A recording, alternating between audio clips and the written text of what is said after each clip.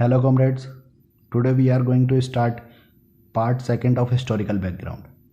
और हम आज इसमें बात करने वाले हैं क्राउन रूल की 1858 टू 1947 तक का जितना भी कुछ हुआ है, जितने एक्ट्स आए हैं, गवर्नमेंट ऑफ इंडिया एक्ट्स आए हैं, काउंसिल एक्ट्स आए हैं, उन सब की हम इसमें आज बात करने वाले हैं। चलिए सबसे पहले हम स्टार्ट करते हैं 1858 से। गवर्नमेंट ऑफ इंडिया एक्ट 1858 आया किसके बाद? रिवोल्ट ऑफ 1857 के बाद, जब क्राउन को लगने लगा कि अब ईस्ट इंडिया कंपनी ठीक से काम नहीं कर रही है, तो उन्होंने लाए अपना एक्ट, जिससे क्या हुआ कि उन्होंने क्या कर दिया, ईस्ट इंडिया कंपनी को ख़त्म कर दिया।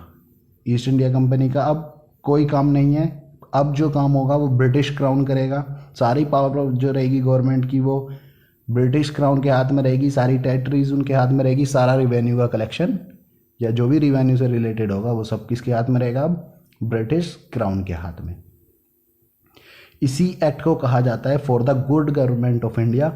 ये एक्ट लाया गया, ठीक है। फर्स्ट अगर हम इसकी फीचर्स की बात करें तो गवर्नमेंट इसमें क्या करा था, गवर्नर जनरल ऑफ इंडिया जो था, ठीक है, जो गवर्नर जनरल ऑफ इंडिया था उसको बना दिया गया क्या? वॉइसरॉय। वॉइसरॉय ऑफ इंडिया बना दिया। वॉइसरॉय ऑफ इंडिया के हाथ में क्या रहा कि वॉइसरॉय का काम क्या रहेगा? डायरेक्ट रिप्रेजेंटेटिव रहेगा ये ब्रिटिश क्राउन का। ब्रिटिश क्राउन का डायरेक्ट रिप्रेजेंटेटिव रहेगा। और लॉर्ड कैनिंग जो था वो ही इसका सबसे पहला वॉइसरॉय बना, क्योंकि लॉर्ड कैनिंग का उस टाइम पर टाइम पीरियड चल रहा था, ठीक है। और उसके बाद हुआ क्या कि इन्होंने क्या करा, जो कोर्ट ऑफ डायरेक्टर बना हुआ था, कोर्ट ऑफ डायरेक्टर कब बना था?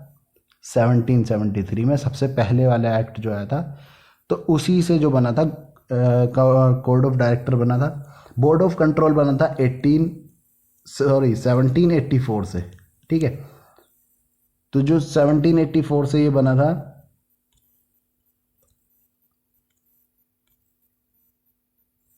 बोर्ड ऑफ कंट्रोल, ठीक है।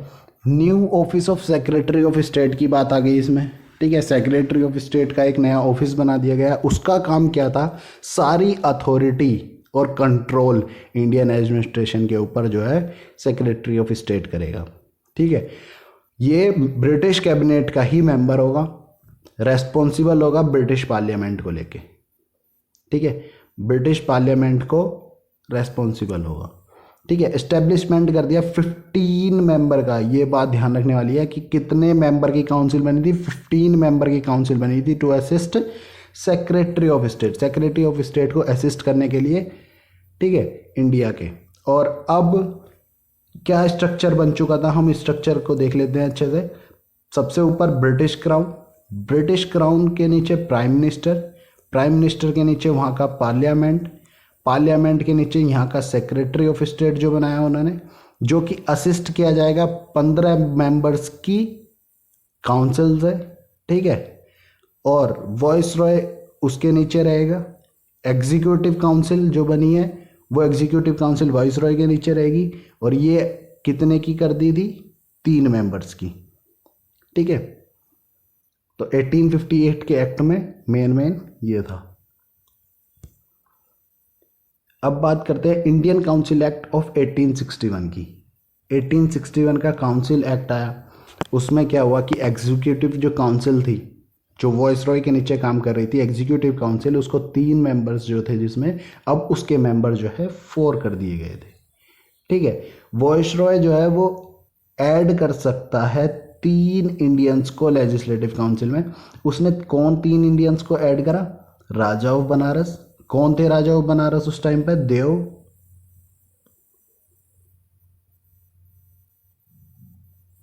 महाराजा ऑफ पटियाला, महाराजा ऑफ पटियाला कौन थे उस टाइम पे? नरेंद्र, नरेंद्र सिंह, ठीक है। और सर दिनाकर राव, ठीक है। जो राजा ऑफ बनारस थे वो देव नारायण थे, मे बी,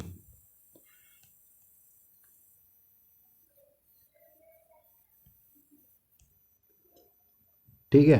तो नारायण जो थे, देव नारायण, वो थे Raja of Banaras, Maharaja of पटेला नरेंद्र सिंह और सर दिनाकर राव। सर दिनाकर राव कहाँ से थे? ग्वालियर। ठीक है, तो लॉर्ड कैनिंग ने इंट्रोड्यूस करा पोर्टफोलियो सिस्टम। पोर्टफोलियो सिस्टम क्या था? पोर्टफोलियो सिस्टम ये था कि डिपार्टमेंट्स जो है उसके पोर्टफोलियोज बना दिए गए थे।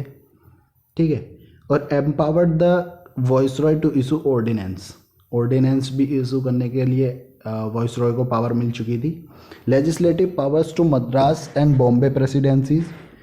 मद्रास और बॉम्बे प्रेसिडेंसीज को लेजिस्लेटिव पावर मिल गई थी। Forbidden from interfering in the matters of executive council administration and finance. जो ये लेजिस्लेटिव पावर मिली थी मद्रास और बॉम्बे को, तो ये जो है फॉरबिड थे कि ये जो है इंटरफेयर नहीं कर सकते हैं किसी भी मैटर में जो एग्जीक्यूटिव काउंसिल करेगी, एडमिनिस्ट्रेशन करेगा या फिर फाइनेंस को लेके कोई भी मैटर होगा उसमें ये इंटरफेयर नहीं कर सकते हैं।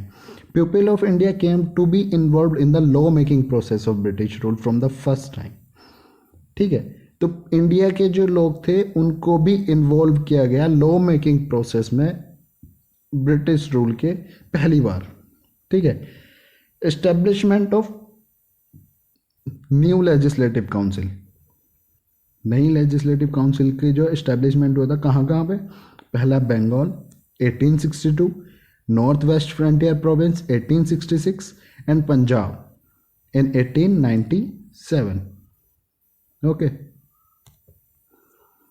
Then next Indian council act of 1892। इसने क्या किया? नंबर ऑफ एडिशन किया मेंबर्स में सेंट्रल और प्रोविंशियल लेजिस्लेटिव काउंसिल्स में। ठीक है, जो नॉन ऑफिशियल मेंबर थे उनको ऐड किया गया। सेंट्रल लेजिस्लेटिव काउंसिल में जो मेंबर होंगे तो उनको नॉमिनेट कौन करेगा? वॉइसरॉय। और किसकी रिकमेंडेशन से जो है वॉइसरॉय उनको नॉमिनेट करेगा? बंगाल चैम्बर ऑफ कॉमर्स की और प्रोविंशियल लेजिस्लेटिव काउंसिल जो होंगी। ठीक है, तो किस किस की मदद से? बंगाल चैम्बर ऑफ कॉमर्स और प्रोविंशियल लेजिस्लेटिव काउंसिल की मदद से रिकमेंड करेगा वॉइसरॉय और उनको नॉमिनेट करेगा। मतलब रिकमेंडेड बाय प्रोविंशियल लेजिस्लेटिव और बंगाल चैम्बर ऑफ कॉमर्स और नॉमिनेटेड बाय वॉइसरॉय। अब यहीं पे हम बात करते हैं प्रोविंशियल लेजिस्लेटिव काउंसिल में कौन अपॉइंट करेगा, नॉमिनेट करेगा? वो करेगा गवर्नर। और गवर्नर किसकी रिकमेंडेशन से करेगा? डायरेक्ट बोर्ड की, म्यूनसिपैलिटीज़ की, यूनिवर्सिटीज़ की, ट्रेड एसोसिएशंस की, जमींदार्स की और चैम्बर्स की।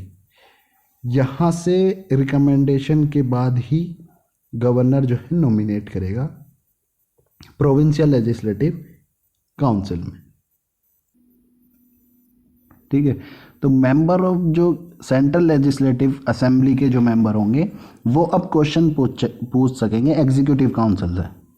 ठीक है, और इसके लिए उन्हें क्या करना पड़ेगा? 6 दिन पहले एक नोटिस देना पड़ेगा।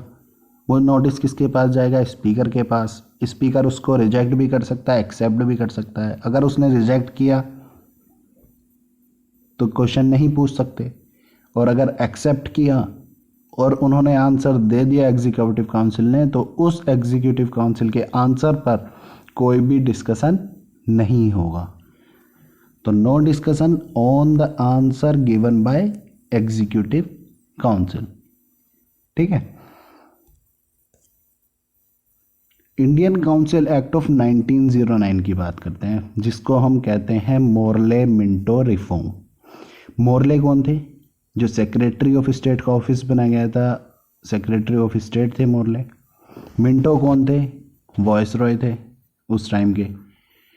इसमें क्या था कि फर्स्ट टाइम इंडियंस को ऐड किया गया एग्जीक्यूटिव काउंसिल के अंदर। एग्जीक्यूटिव काउंसिल कौन होती थी? कौन सी होती थी? जो वॉइसरॉय के नीचे काम करती थी। और उस एग्जीक्यूटिव काउंसिल में सबसे पहले इंडियन जो बने वो थे सत्येंद्र प्रसाद सिन्हा। ठीक है, तो सत्येंद्र प्रसाद सिन्हा जो है पहले एग्जीक्यूटिव काउंसिल के मेंबर बने इंडियन।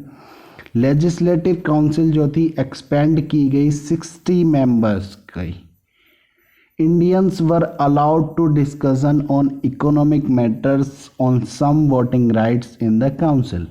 काउंसिल में वोटिंग राइट्स के ऊपर अब इंडियंस जो है डिस्कस कर सकते हैं, ठीक है। A system of communal representation for Muslims bye accepting the concept of separate electorate. अब क्या हुआ कि मुस्लिम के लिए अलग से सेपरेट इलेक्शन की बात आ गई कि मुस्लिम को वोट देगा मुस्लिम, ठीक है।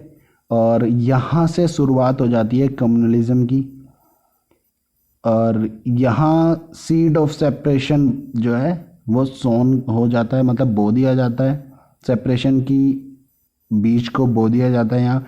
Minto regarded as father of communal electorate, Minto को हम फादर ऑफ कम्युनल इलेक्टोरेट भी कहते हैं, ठीक है। अब बात करते हैं गवर्नमेंट ऑफ इंडिया एक्ट 1919 की, जिसको हम जानते हैं मोंटेगो चैम्सफोर्ड रिफॉर्म के नाम से भी। अब ये भी वैसे ही है। मोंटेगो कौन थे? Secretary of state. चैम्सफोर्ड कौन थे? वॉइसरॉय, ठीक है। तो यहाँ से हमने स्टार्ट किया। इस एक्ट में क्या है? Bicameralism introduce at the centre. Bicameralism आ गया, अपर हाउस बन गया, लोअर हाउस बन गया, जैसे कि हमारा अभी भी जैसे हम पार्लियामेंट में यूज़ करते हैं upper house lower house, Rajya Sabha Lok Sabha, तो इस तरीके से जो है अपर हाउस लोअर हाउस बन गया। Upper house council of state में 60 मेंबर्स रहे, और जो लोअर हाउस हुआ सेंट्रल लेजिस्लेटिव असेंबली, जिसको हम आज लोकसभा के नाम से जानते हैं, तो वो 145 उसमें मेंबर्स रहे, ठीक है। डायरकी आ गई। Dual government was introduce at the provinces, provinces में जो है डुअल गवर्नमेंट यूज होगी। और some departments were given to Indians, कुछ डिपार्टमेंट जो है इंडियंस को भी दिए गए।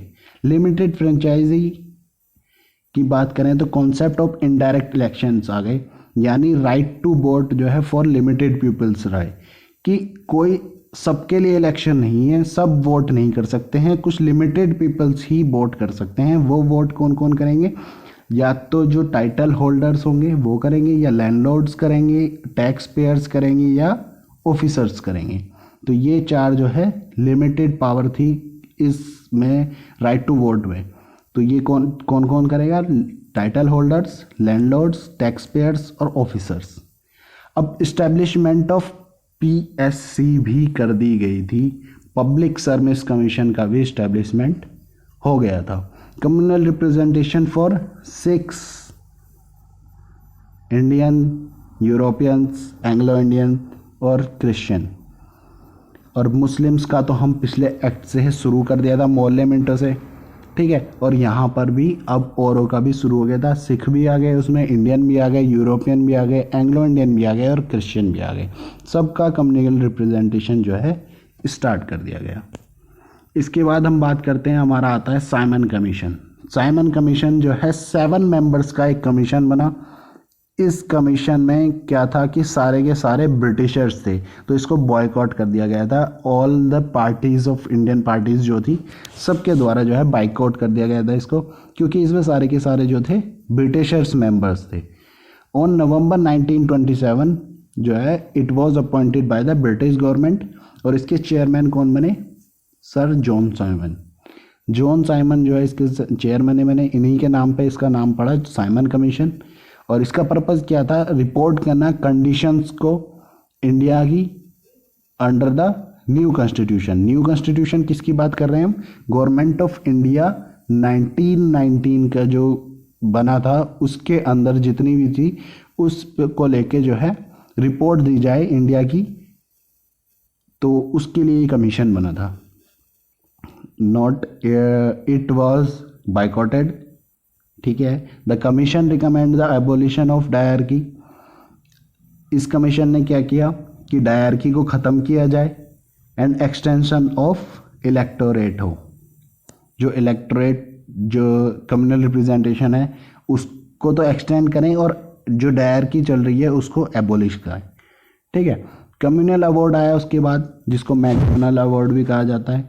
क्यों? क्योंकि राम से मैकडोनल्ड जो थे उन्होंने अनाउंस किया था, जो ब्रिटिश पीएम थे उस टाइम पे, 16 अगस्त 1932 को। और ये एक्सप्रेशन दिखाता था डिवाइड एंड रूल का, कि ब्रिटिश पॉलिसी जो है डिवाइड एंड रूल, उसका एक एक्सप्रेशन था ये, ठीक है। It declared the depressed classes also to be minority and entitle them to separate electorate. जो माइनॉरिटीज़ थी उनके लिए सेपरेट इलेक्टोरेट की बात,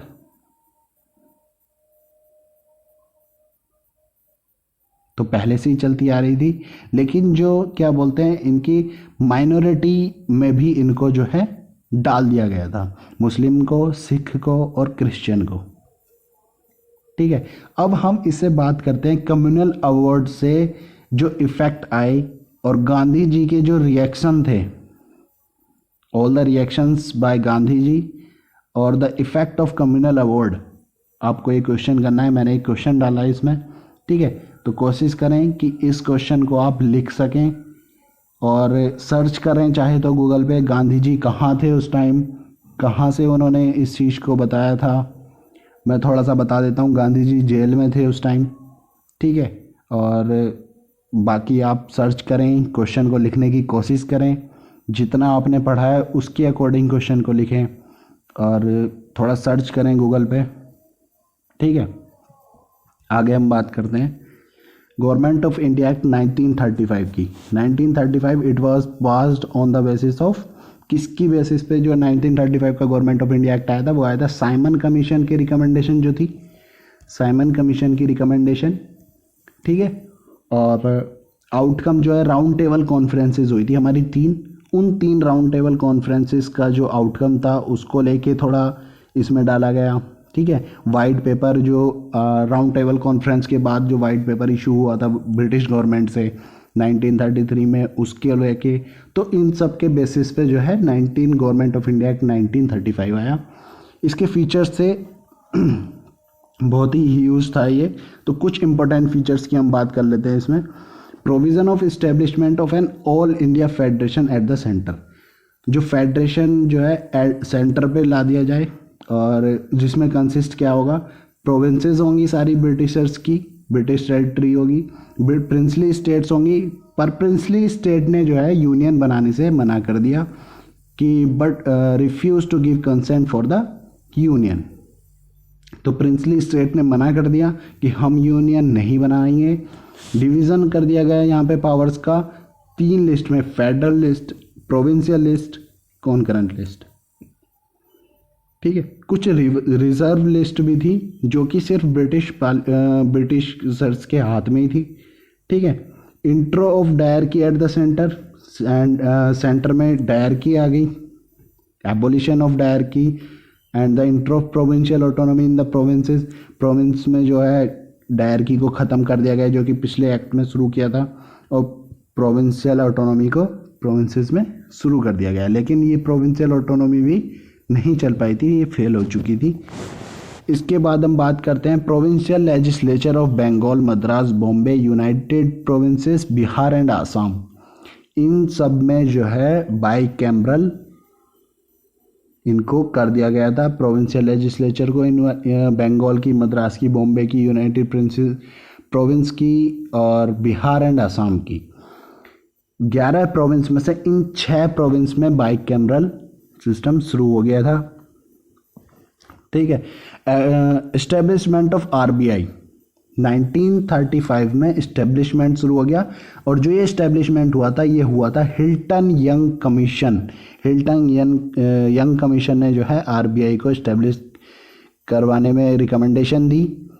इस्टेब्लिशमेंट ऑफ बर्मा यानी म्यांमार जो है इंडिया से जो है उसका इस्टेब्लिशमेंट हो गया म्यांमार का। इस्टेब्लिशमेंट ऑफ फेडरल कोर्ट बना दी गई दिल्ली में, चीफ जस्टिस और 6 जजेस रहेंगे जिसमें, जो कि सेटअप की गई 1937 में जो है उसका सेटअपमेंट हो गया था। ठीक है, एक्सटेंडेड कर दिया था इन्होंने कम्युनल रिप्रेजेंटेशन को।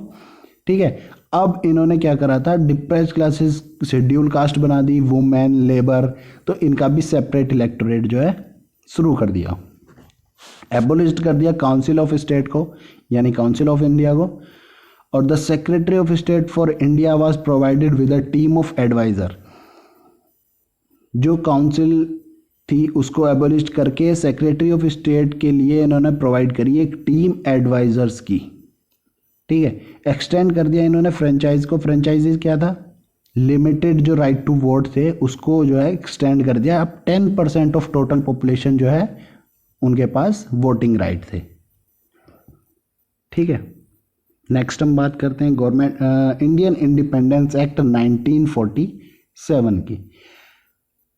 ये अप्रूवल जो है माउंटबेटन प्लान को मिला, उसी से जो है आया इंडियन इंडिपेंडेंस एक्ट ऑफ 18 जुलाई 1947। ठीक है, इसके कुछ फीचर्स हैं, जैसे पार्टीशन करना इंडिया एंड पाकिस्तान का, और वो कब तक, 15 अगस्त 1947। ठीक है, तो 15 अगस्त 1947 को क्या करना है, partition. British government transfer all powers किसके हाथ में दे देगी, जितने भी फॉर देयर रेस्पेक्टिव कॉन्स्टिट्यूशन, जो ये दोनों डोमिनियन बने हैं इंडिया एंड पाकिस्तान, इनके हाथ में पावर्स आ जाएंगी, ब्रिटिश गवर्नमेंट ट्रांसफर कर देगी सारी powers. Demarcation of the boundaries by boundary commission, boundary commission बना देगी। बाउंड्री कमीशन किसने बनाई थी, जैसे कि हम आज भी जानते हैं कि हमारे और पाकिस्तान के बीच में जो लाइन खींची है सेपरेटिंग लाइन, तो रेड क्लिफ जिसको बोला जाता है, रेड क्लिफ लाइन। ठीक है, तो वो सेपरेट करती है किसको,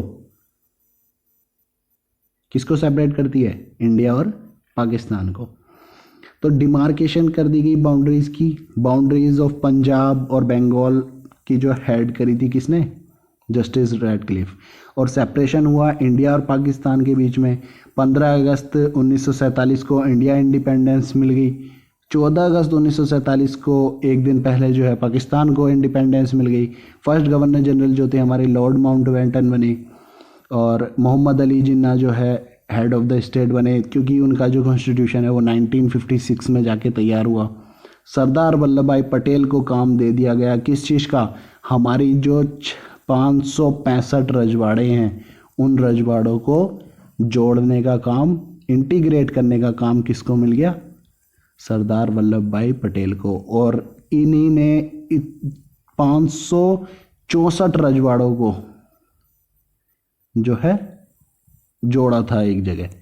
और जो एक रजवाड़ा जो हरि सिंह जम्मू कश्मीर के हैं, तो उनको जोड़ने के लिए जवाहरलाल नेहरू ने अपने हाथ में ले लिया था जिम्मा। और हम आज देख ही रहे हैं कि किस तरीके से जम्मू कश्मीर का मुद्दा चलता आ रहा है।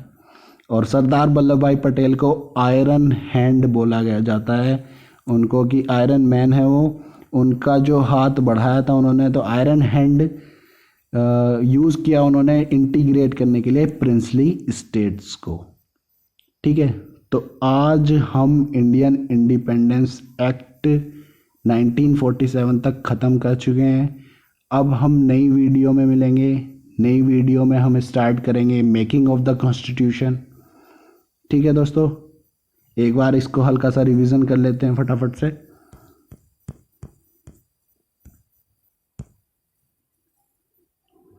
सबसे पहले क्राउन रूल स्टार्ट होता है रिवोल्ट ऑफ 1857 के बाद। गवर्नमेंट ऑफ इंडिया एक्ट 1858 आता है, और इसमें क्या होता है, ईस्ट इंडिया कंपनी को ख़त्म कर दिया जाता है। ब्रिटिश क्राउन जो है स्टार्ट हो जाता है।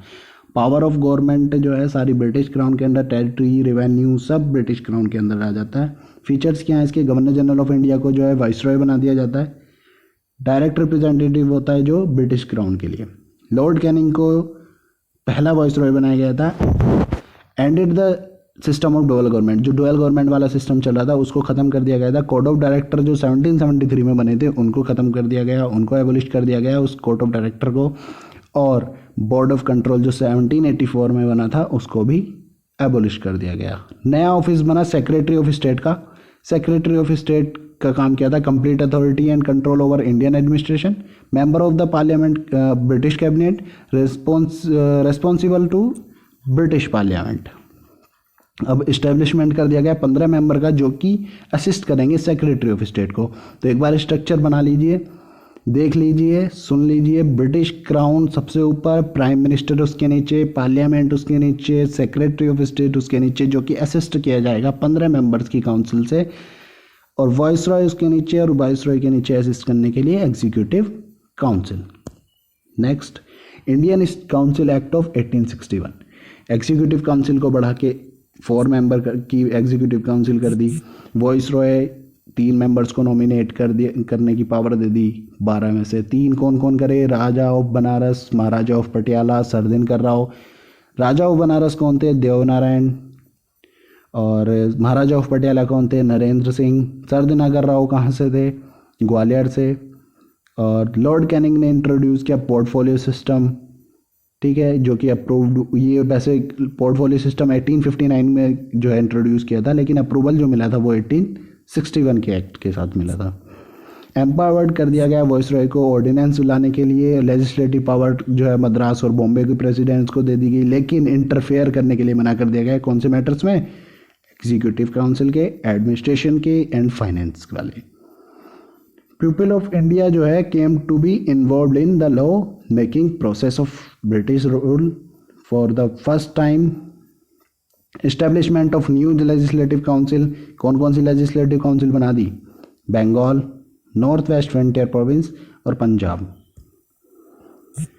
इंडियन काउंसिल एक्ट ऑफ 1892 के फीचर्स क्या थे? It increase the number of additions non official members in the central and provincial legislature council but maintain the official majority. Central legislative जो council होगी उसके वॉइस रॉय जो है उसमें नॉमिनेशन करेंगे। रिकमेंडेशन किसकी होगी? बंगाल चैम्बर ऑफ कॉमर्स की और प्रोविंशियल लेजिस्लेटिव काउंसिल की। अब प्रोविंशियल लेजिस्लेटिव काउंसिल में जो नॉमिनेशन होगा वो गवर्नर के द्वारा किया जाएगा। रिकमेंडेशन किसकी होगी? डिस्ट्रिक्ट बोर्ड की, म्यूनसिपैलिटीज़ की, यूनिवर्सिटीज़ की, ट्रेड एसोसिएशंस की, जमींदार्स की एंड चैम्बर्स की। मेंबर जो है सेंट्रल लेजिस्लेटिव असेंबली के could ask the question to the executive council, जिसके लिए उन्हें 6 दिन का नोटिस देना पड़ेगा। स्पीकर उसको रिजेक्ट या एक्सेप्ट कर सकता है। अगर एक्सेप्ट किया तो जो आंसर एग्जीक्यूटिव काउंसिल देगी उसके ऊपर कोई डिस्कशन नहीं होगा। इंडियन काउंसिल एक्ट ऑफ 1909 जिसको मोर्ले मिंटो रिफॉर्म भी कहा जाता है। सेक्रेटरी ऑफ स्टेट थे मोर्ले, मिंटो थे वॉइसरॉय। इन्होंने क्या करा? एग्जीक्यूटिव काउंसिल को 4 मेंबर में उसमें एक मतलब इंडियंस को भी ऐड करना शुरू कर दिया, जिसमें सबसे पहले इंडियन जो जुड़े थे वो सत्येंद्र प्रसाद सिन्हा थे। लेजिस्लेटिव काउंसिल एक्सपेंड कर दी गई 60 मेंबर की। Indians were allowed to discussion on economic matters और कम्युनल रिप्रेजेंटेशन की जो है इन्होंने कॉन्सेप्ट को ला दिया, कॉन्सेप्ट ऑफ सेपरेट इलेक्टोरेट, जिसमें इन्होंने क्या किया? सेपरेट मुस्लिम के लिए सेपरेट इलेक्टोरेट की बात की। और यहीं से शुरू होता है सेपरेशन का बीज बोना। मिंटो जो है रिगार्ड कर दिए जाते हैं, मतलब उनको कहलाते हैं वो फादर ऑफ कम्युनल इलेक्टोरेट। उसके बाद बात करते हैं गवर्नमेंट ऑफ इंडिया 1919 की Montagu Chelmsford reform. Chelmsford viceroy, Montagu secretary of state. Features क्या हैं? बाइकैमरलिज्म इंट्रोड्यूस कर दिया गया सेंटर में। अपर हाउस और लोअर हाउस को बना दिया गया, ठीक है। काउंसिल ऑफ स्टेट में 60 मेंबर्स और सेंट्रल लेजिस्लेटिव असेंबली में 145 मेंबर्स। डायरकी और डुअल गवर्नमेंट को इंट्रोड्यूस कर दिया गया प्रोविंसेस में। कुछ डिपार्टमेंट्स जो है इंडियंस को भी दिए गए। लिमिटेड फ्रेंचाइज की बात करें तो कॉन्सेप्ट ऑफ इनडायरेक्ट इलेक्शन की बात शुरू कर दी कि लिमिटेड पीपल्स ही राइट टू वोट रखेंगे अपने पास। जैसे कौन कौन? टाइटल होल्डर्स जो होंगे, लैंडलॉर्ड्स जो होंगे, टैक्स पेयर्स या ऑफिसर्स जो होंगे। Establishment of public service commission. Public service commission का एस्टेब्लिशमेंट। कम्युनल रिप्रेजेंटेशन जो है सिख के लिए, इंडियन, यूरोपियन, एंग्लो इंडियन और क्रिश्चियन के लिए। मुस्लिम तो पिछले से शुरू हो गए थे 1909 से। इसके बाद हम बात करते हैं साइमन कमीशन आया 1927, जिसमें 7 मेंबर थे, जो कि बॉयकॉट कर दिया गया था। किसके द्वारा? सारी पार्टीज के द्वारा, क्योंकि इसके सारे मेंबर्स जो थे इस कमेटी के वो ब्रिटिशर्स थे। सर जॉन साइमन जो है इसके हेड थे, चेयरमैन थे, और रिपोर्ट करने का काम था इसका कंडीशन पे इंडिया की under the new constitution. New constitution किसको कहा गया? 1919 को। The commission recommended the abolition of dyarchy and extension of electorate. Communal award आया, मैकडोनल्ड अवार्ड अनाउंस किया किसके द्वारा? ब्रिटिश पीएम रामसे मैकडोनल्ड, इनके नाम पे इसका नाम भी पड़ा। On 16 August 1932 an expression of British policy of divide and rule. ये जो है एक्सप्रेशन था इस कम्युनल अवार्ड के अंदर, डिवाइड एंड रूल करने का।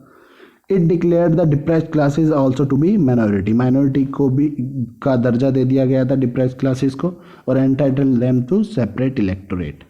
ठीक है, गांधी जी के व्यूज़ जो है आपको डिस्कस करने हैं, और मतलब आपको लिखने हैं ये क्वेश्चन, एक बार आप पढ़ लीजिए, देख लीजिए, नेट से सर्च कर लीजिए। नेक्स्ट वीडियो में वैसे हम डिस्कस कर लेंगे, ठीक है, कोशिश करेंगे हम नेक्स्ट वीडियो में डिस्कस करेंगे इसको। नेक्स्ट हम बात करते हैं गवर्नमेंट ऑफ इंडिया एक्ट 1935 की। It was passed on the basis of, किसके बेसिस पे आया था? Simon commission, round table conference के आउटकम, और जो वाइट पेपर जो राउंड टेबल कॉन्फ्रेंस के बाद इशूड किया गया था ब्रिटिश गवर्नमेंट द्वारा 1933 में, ठीक है। इसके फीचर्स क्या थे? Provision of establishment of all India federation at the centre, जिसमें कौन कौन होंगे?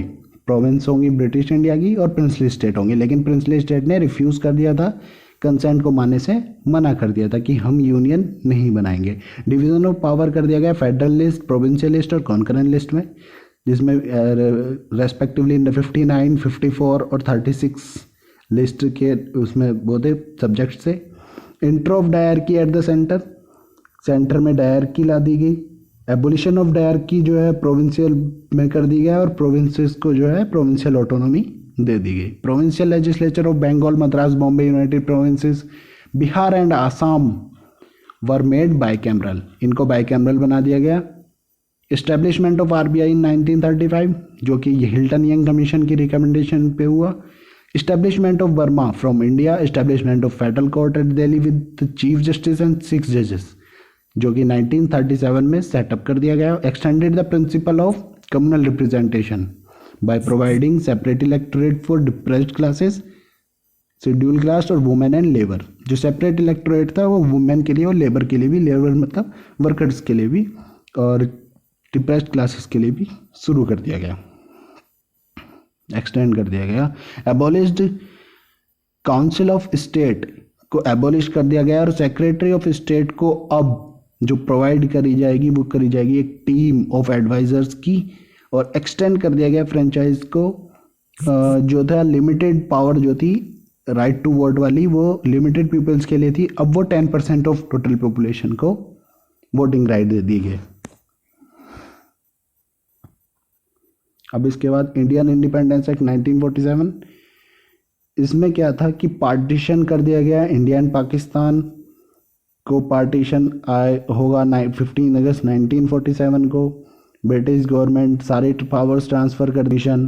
The boundaries of Punjab and Bengal headed by justice Radcliffe. India और पाकिस्तान का सेपरेशन हो गया। 14 अगस्त 1947 को पाकिस्तान आज़ाद हो गया और 15 अगस्त 1947 को इंडिया आज़ाद हो गया, ठीक है। और Lord Mountbatten first governor general और Mohammad Ali Jinnah first governor general बने पाकिस्तान के। और सरदार वल्लभ भाई पटेल को काम दे दिया गया 565 जो प्रिंसली स्टेट से उनको इंटीग्रेट करने का, और इसी वजह से इनको कहा जाता है आयरन मैन ऑफ इंडिया, ठीक है। आई होप आपको पसंद आया होगा लेक्चर। लाइक कर दीजिए, subscribe and share. Thank you दोस्तों। जय हिंद, जय भारत।